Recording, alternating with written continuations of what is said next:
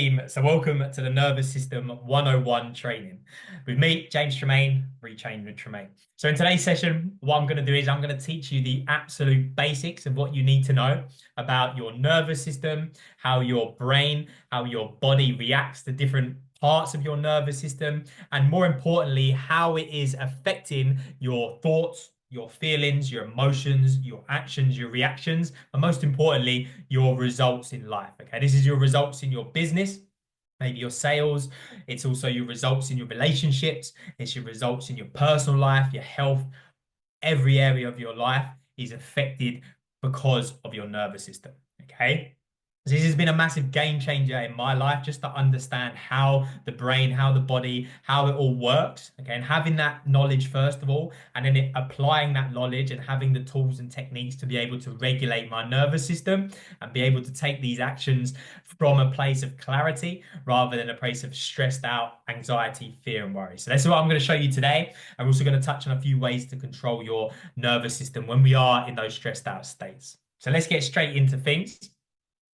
Your nervous system is comprised of your brain and your spine. Okay, now it's the most intricate electrical system known to man, and your brain and your body is all centered around your spine. Your spine goes from the base, the coccyx, all the way up to the top of the head, around the brain and back down. Okay, now your nervous system is known as the autonomic nervous system. It's autonomic because it's automatic. Okay. These things in your nervous system just happen. You don't need to consciously think about these things happening. They just happen. Your heart just beats naturally. If you get a cut on your skin, it will just naturally heal. Okay. These are all subconscious automatic systems. Okay. Now, in your autonomic nervous system, it's comprised of two sides. You've got your first side, which is the sympathetic side. Okay. The sympathetic side is like the gas pedal in a car. Okay, it's the go, go, go system. It's the fight or flight response. Now, there are two sides. The other side is your parasympathetic nervous system. This is your response of rest and digest. So, how this works in your environment, this would have been an extremely beneficial system for our body and for our ancient ancestors. When we were hunting and gathering around the savannah, this system would have been extremely beneficial. So what would have happened is we would be walking along the savannah and our five physical senses would tune us into the outside reality. Think our thoughts, sorry, our eyes, our hearing, our smell, our taste, our touch. That tunes us into our outside reality. Now, if we were to see like a lion, for example, our nervous system, our eyes would catch that there is a danger, there is a cat, there is a lion in the outside. It would send signals, electrical impulses up the nervous system, up the spine to the center of the brain. The brain would then send different signals to different parts of the brain to switch on the fight or flight response. This would then send different chemicals through the body, different neurotransmitters to tell the body to create adrenaline, to create serotonin, to create all of these different chemicals in our body to prepare us to either fight off the danger or flight, to run away. Okay. So what would happen? The body would start, the heart would start to pump faster. Adrenaline and cortisol would flow through the bloodstream. It would take all of the blood away from the non-vital organs like digestion, like the sexual organs, and all of that blood, all that energy would be redirected to different areas of the body. For example, the muscles in the arms, the leg muscles, okay, these would all be flooded with blood and adrenaline and cortisol so that we can use those limbs to run away or to fight off the danger. Okay, now what would then happen is once we've escaped or fight the danger off, our body and our brain, we would then recognize in our outside environment through our five physical senses that the danger has gone. Okay, the outside world, our body, our brain would see that, and then it would signal and switch on our parasympathetic nervous system. So para being rest and digest. Okay. And once we're in rest and digest mode, what would do? The exact opposite process would occur.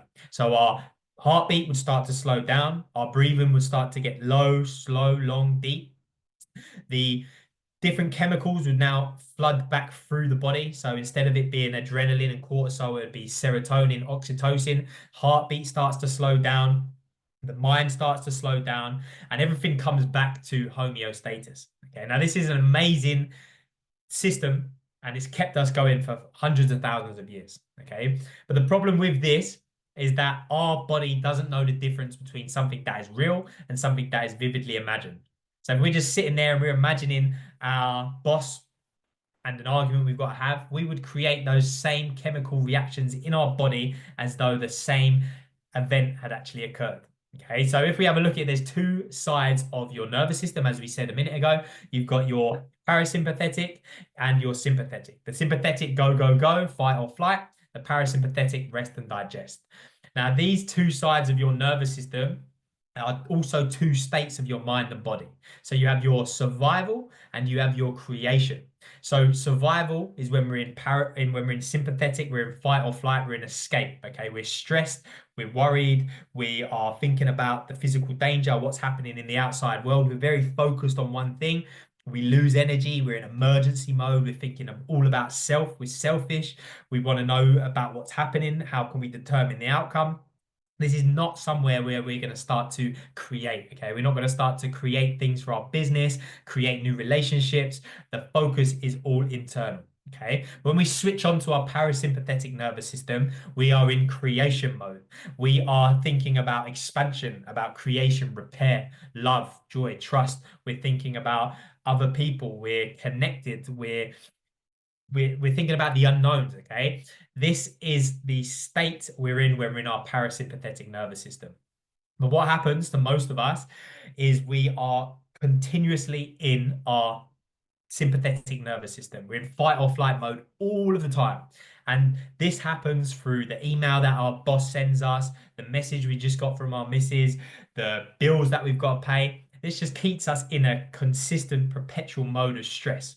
And when we're in that stressful mode, we aren't thinking about creation. We aren't thinking about other people. We are thinking selfish. We're thinking about survival. How do I get through this? Okay.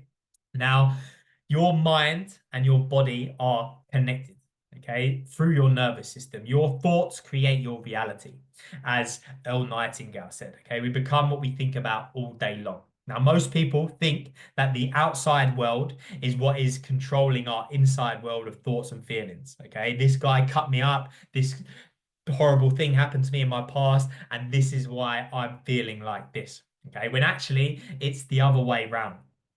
So when we have a thought, we will signal to our brain and our nervous system to create neuropeptides, molecules, neurotransmitters to create chemicals within our body. Just like we said at the beginning, if we're sat there and we're thinking, we're on the sofa, we're sat there and we're thinking about the argument we got to have with our boss tomorrow, the argument we got to have with our missus, and we're replaying that over in our mind, then we tell our brain and we tell our body to create these chemicals, adrenaline, cortisol. We tell our body, the heart, to start beating faster. We tell our mind and all these things to start switching on, even though we just sat there on our sofa thinking about these things. Okay, that creates then all of these chemicals. We're in fight or flight mode, we're in survival again, and it creates this loop. Okay, those emotions, those feelings will create then more thoughts of exactly the same thing. My boss is a dickhead. I can't believe I work here. I want to quit my job, all these sort of things. And it's this consistent cycle.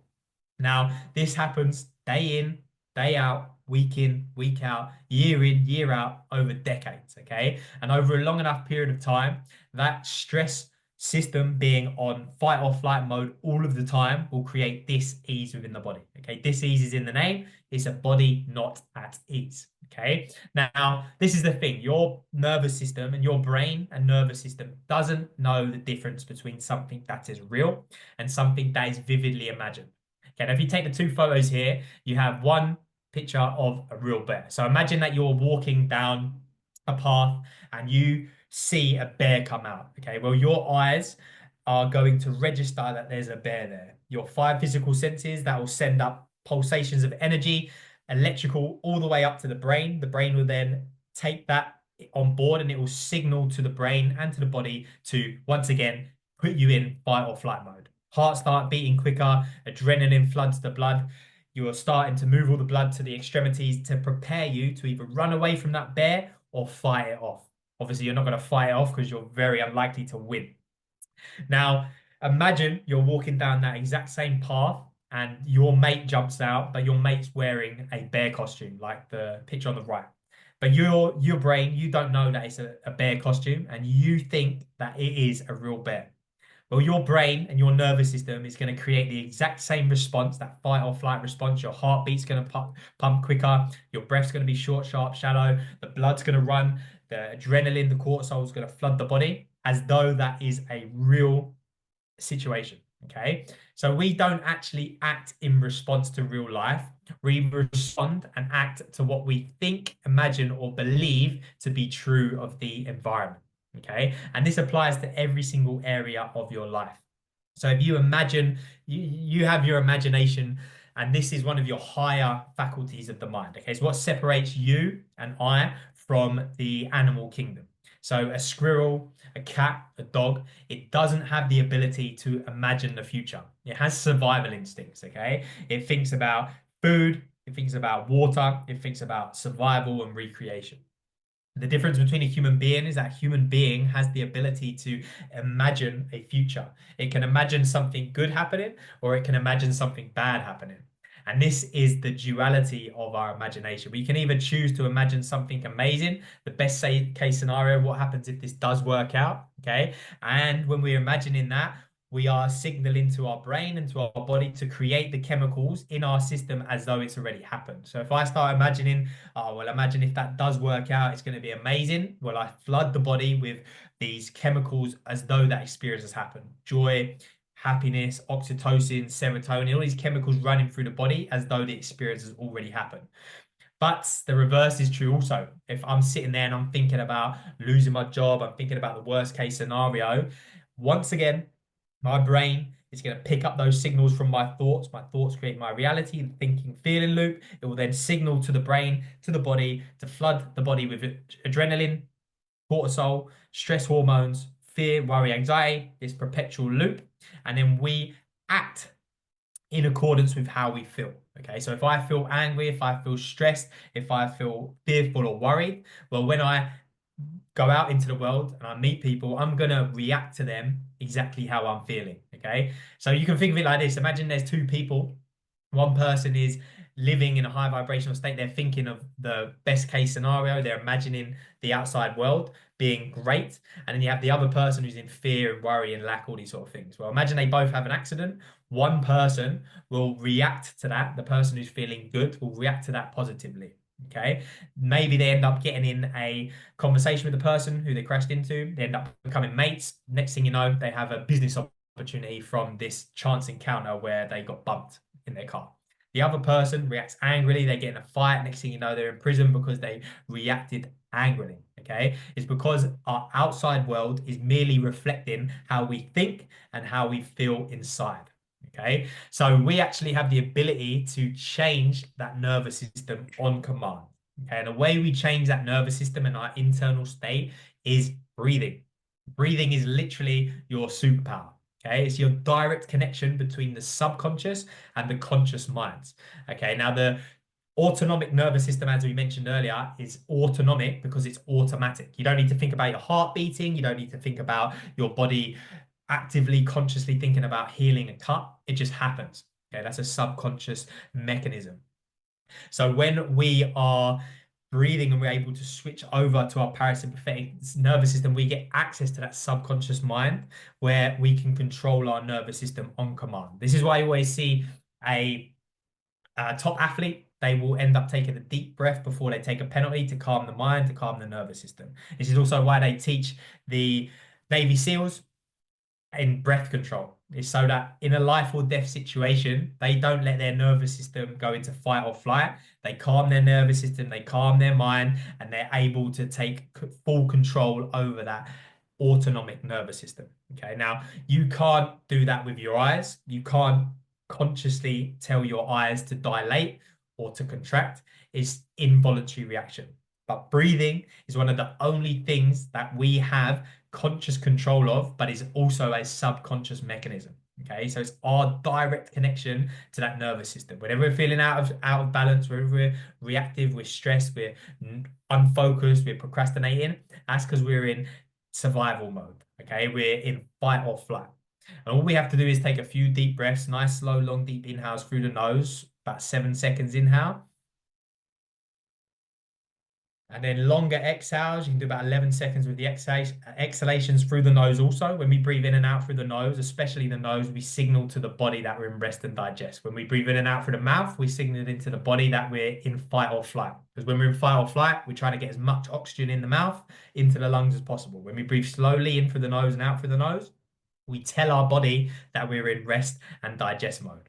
So no matter what happens on the outside world, if we're in real danger or perceived danger, we're thinking about worst case scenario, all we have to do is take a few deep breaths. Okay. And that immediately switches us from fight or flight survival over to parasympathetic creation, rest and digest mode. All right. This is where the brain then starts to slow down from high beta brainwave frequencies into alpha, into theta brainwave frequencies.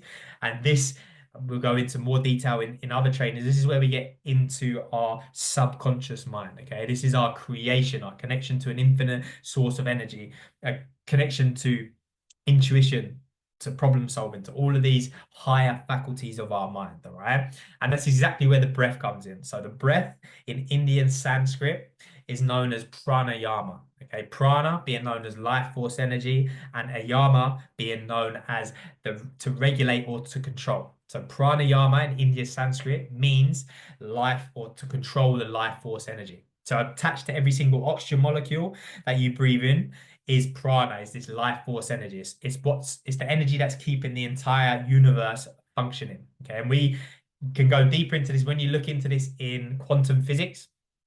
Tesla said this, everything down to its smallest level, the subatomic particle is pure energy, frequency, and vibration. That includes your thoughts, your feelings, your body, everything around you is just vibrating at a different level of frequency. So when we breathe in through our nose and we take in that oxygen, that prana, that life force energy, and from a yogic Indian viewpoint, you are an energy center. Okay, your body is an energy center.